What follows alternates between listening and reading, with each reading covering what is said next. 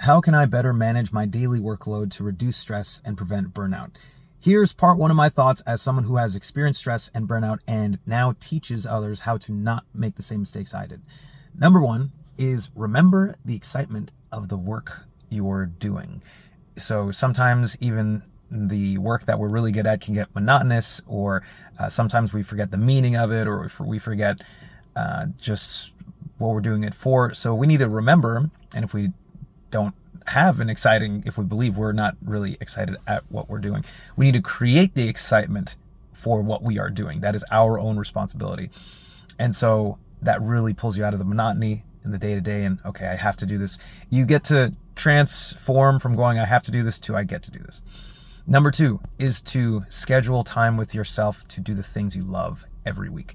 So I had made the mistake of not doing some of the things that I do. So I've been into martial arts forever. And so I took several weeks off, and that was at a time where I was losing numbers and losing productivity because I wasn't being energized by doing the things that I love to do.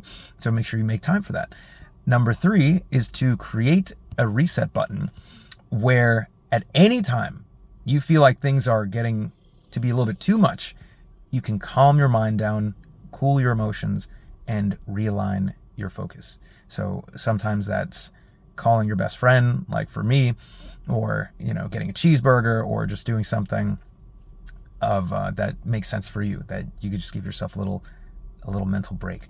Number four is remember 100% of everything doesn't need to be done as fast as possible. Prioritization is important here. So when you're in charge, there's always going to be something that you can do, something that you can work on, either professionally or literally, or working on yourself, or whatever it is.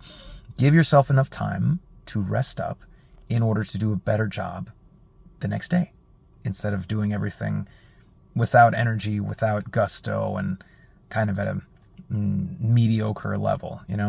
Number five is to get better at doing nothing.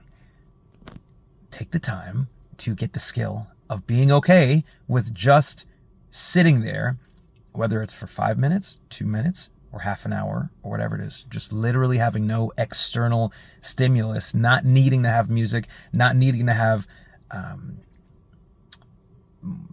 YouTube or something just giving you like, hey, this is what I think. Whenever you go into social media, or whenever you go into something that can distract you, you're basically telling the thing to think for you.